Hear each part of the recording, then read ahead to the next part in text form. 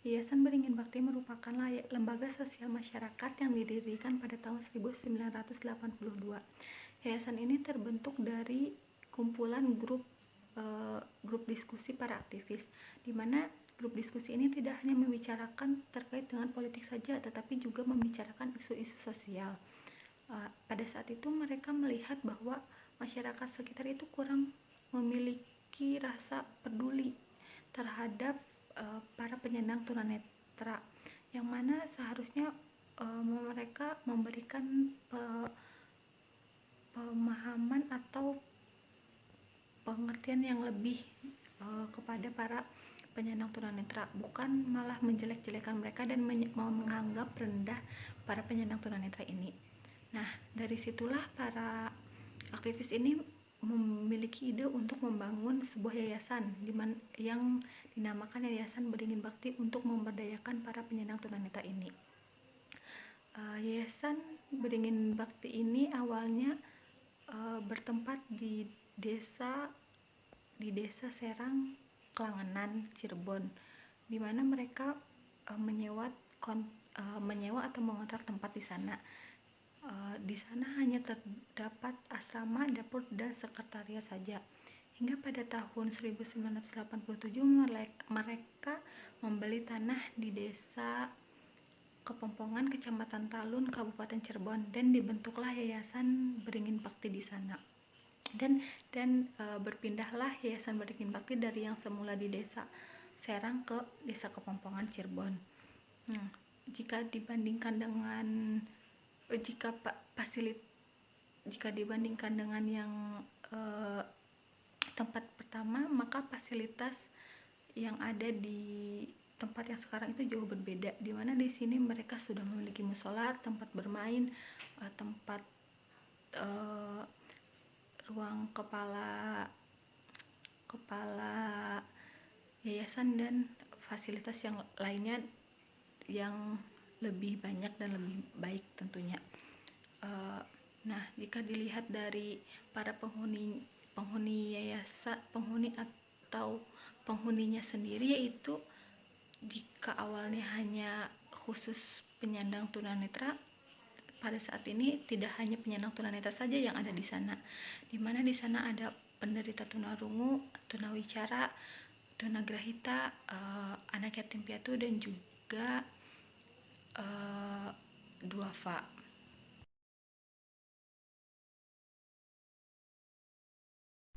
Selanjutnya yaitu ada visi dan misi dari Yayasan Beringin Bakti. Visinya yaitu untuk menjadi lembaga yang melaksanakan pelayanan sosial. Sedangkan misinya yang pertama itu melaksanakan pelayanan sosial, yang kedua mendidik anak, dan yang terakhir atau yang ketiga itu mempersiapkan anak untuk menghadapi masa depan mereka.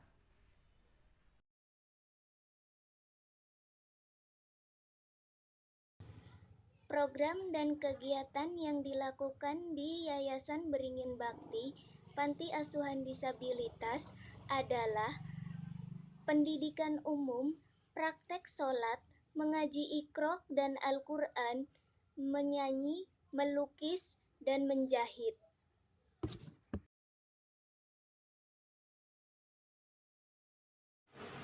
Yang terakhir yaitu sarana dan prasarana. Sarana dan prasarana yang berada di Panti Asuhan Beringin Bakti yaitu yang pertama asrama putra, yang kedua asrama putri, yang ketiga kamar mandi putra, yang keempat kamar mandi putri, yang kelima dapur, yang keenam musola, yang ketujuh yaitu ruang ketua yayasan, yang kedelapan yaitu kantor yayasan, yang kesembilan aula, yang ke-10 tempat jemur pria, yang ke-11 tempat menjemur putri, dan yang terakhir yaitu tempat bermain.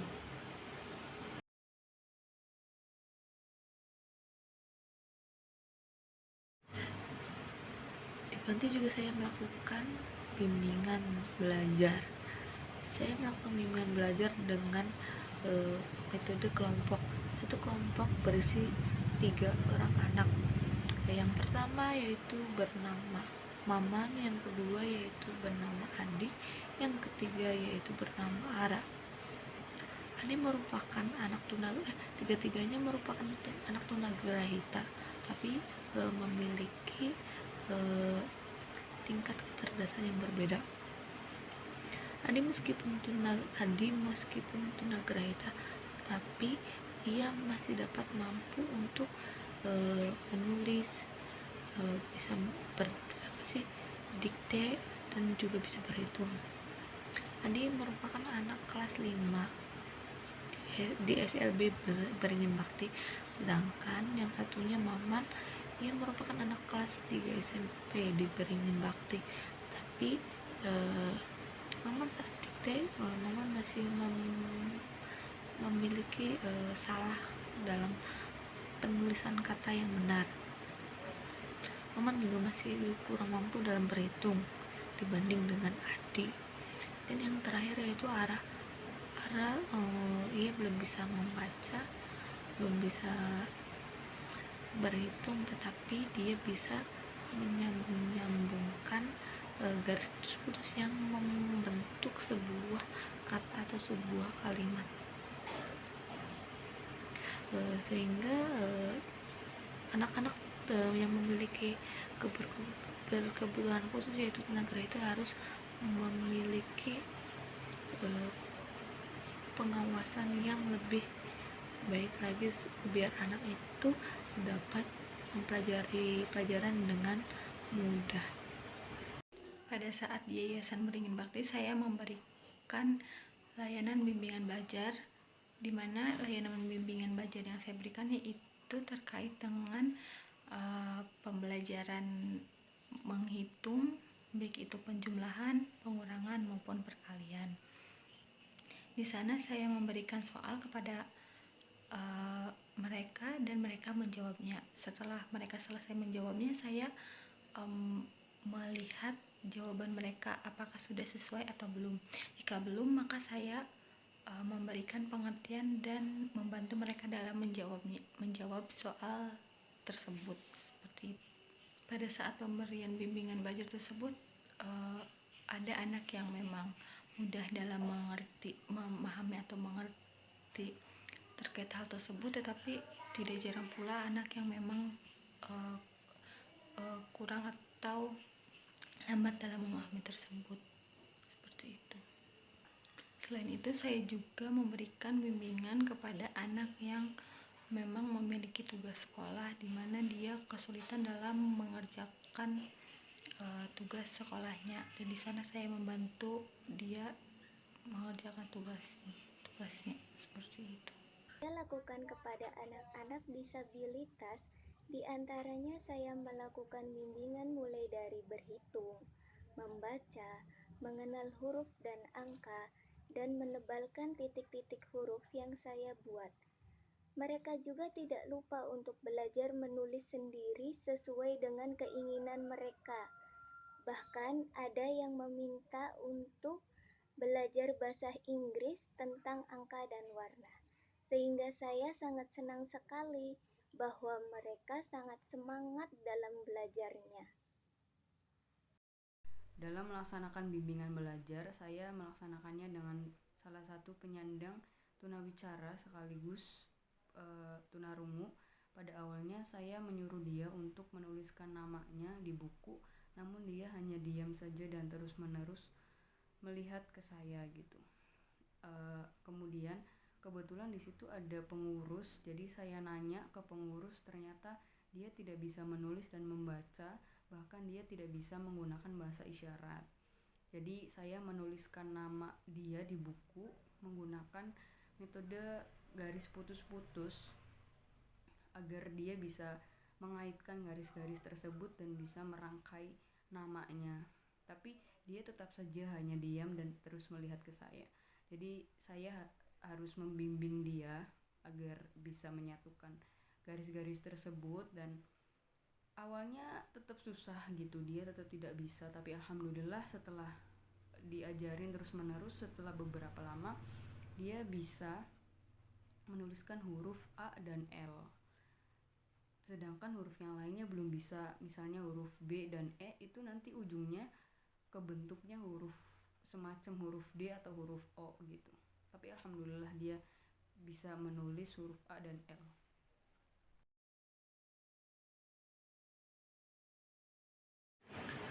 Pada tanggal 11 April 2021 saya melakukan konseling ke salah satu anak panti yang bernama Ikara Angelia atau yang biasa disebut Ara.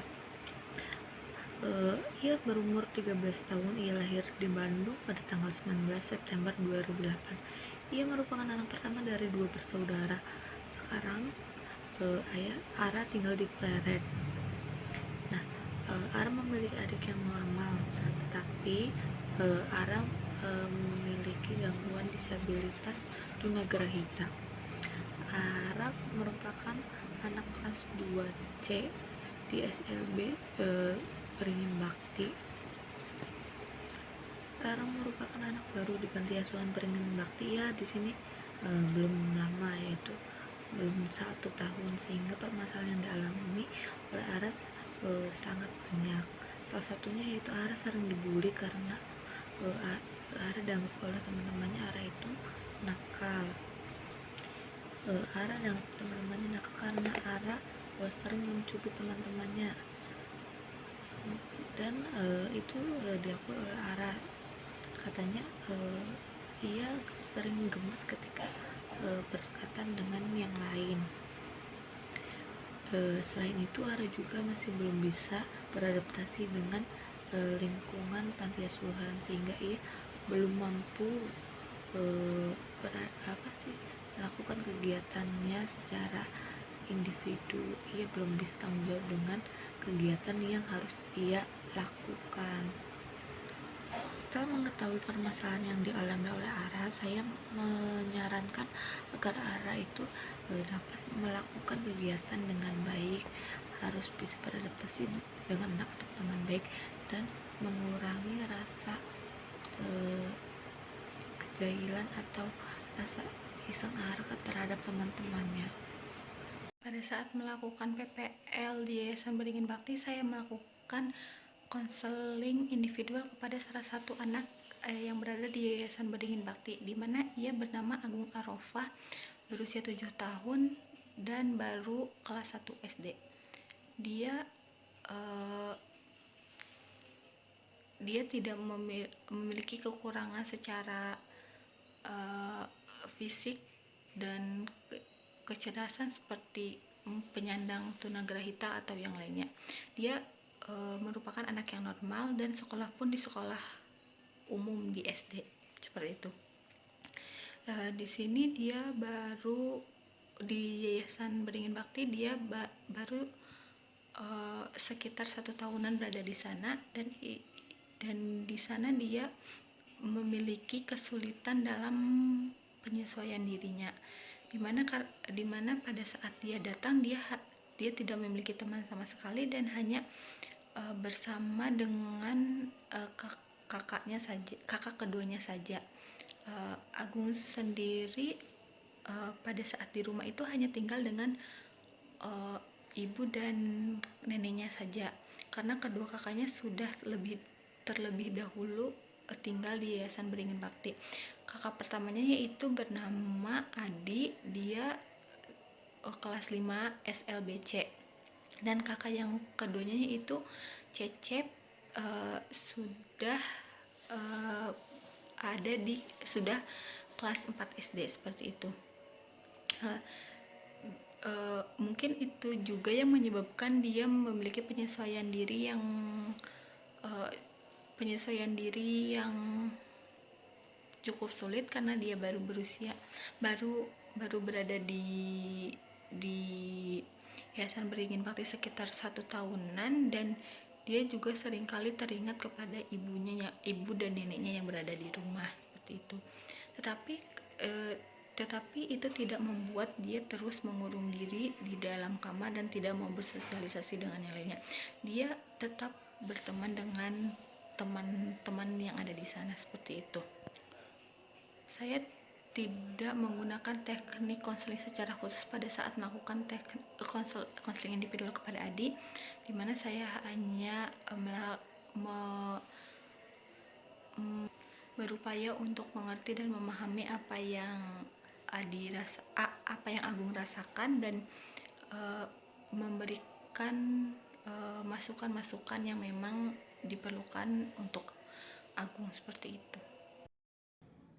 Hasil konseling. Ulin adalah anak yatim yang tinggal di Yayasan Beringin Bakti. Ia lahir di Cirebon 26 Juli 2001. Ulin memiliki 2 orang kakak laki-laki yang normal. Ulin asli orang Cirebon, tepatnya Desa Kecomberan, Kecamatan Talun. Bukan tanpa alasan Ulin masuk di Yayasan Beringin Bakti. Ia masuk ke panti asuhan disabilitas dikarenakan tunagrahita. Ia masuk di SLB 5C. Ulin adalah anak yang sedikit emosional dan agak ngambekan. Apabila ia merasa terganggu sehingga ia akan memukul temannya. Ulin tidak suka dengan orang yang tidak sopan kepada orang lain. Fokus permasalahan yang saya ambil dari kisah Ulin yaitu kurangnya kontrol diri di dalam diri Ulin dan kurangnya semangat dalam belajar di dalam diri Ulin. Apabila permasalahan tersebut tidak segera ditangani oleh Ulin, Ulin akan terus-terusan seperti itu dan tidak bisa mengontrol dirinya sendiri. Sedangkan dalam hal belajar, Ulin harus ditingkatkan motivasi dan semangatnya untuk menumbuhkan gairah dalam belajar. Saya melaksanakan konseling dengan Mbak Anis. Beliau ini penyandang tunanetra dari Kaliwedi, Kabupaten Cirebon. Mbak Anis ini berusia 25 tahun, anak kedua dari 3 bersaudara.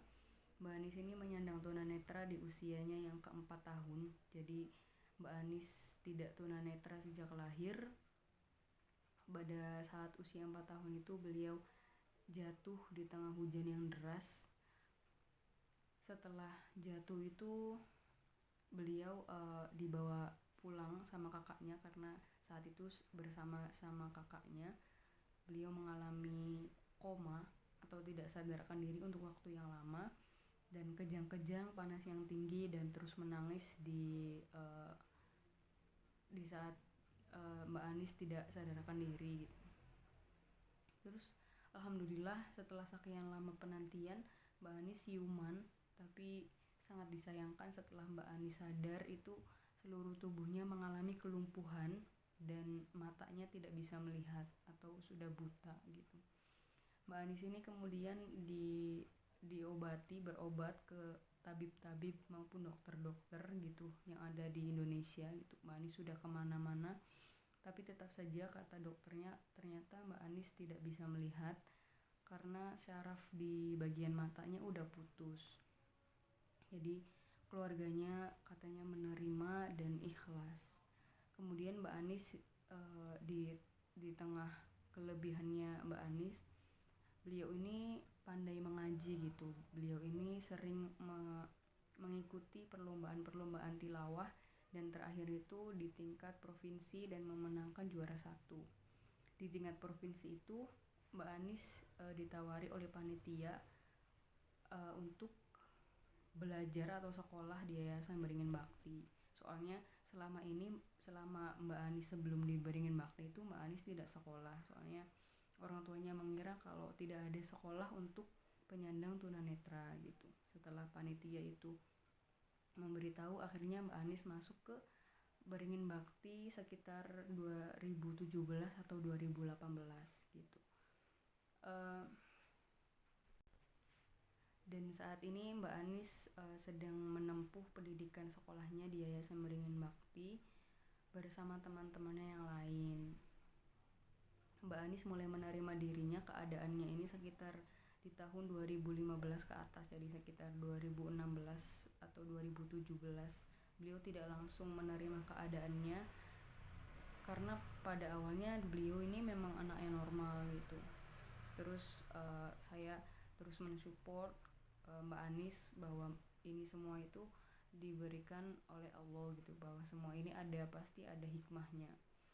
Mbak Anis juga pandai menjahit, pandai memijat. Mbak Anis juga pandai membuat suara di lengan tangannya, membuat musik di lengan tangannya, soalnya lengan tangannya itu kayak lumpuh gitu yang di sebelah kanan. Dan alhamdulillah Mbak Anis ini pandai bercerita, suka bergurau dan suka ketawa, pandai membuat pantun juga, dan saya selalu mensupport. Saya hanya bisa mensupport dan memberikan dukungan kepada Mbak Anis supaya Mbak Anis bisa terus melanjutkan masa depannya nanti gitu setelah lulus dari yayasan.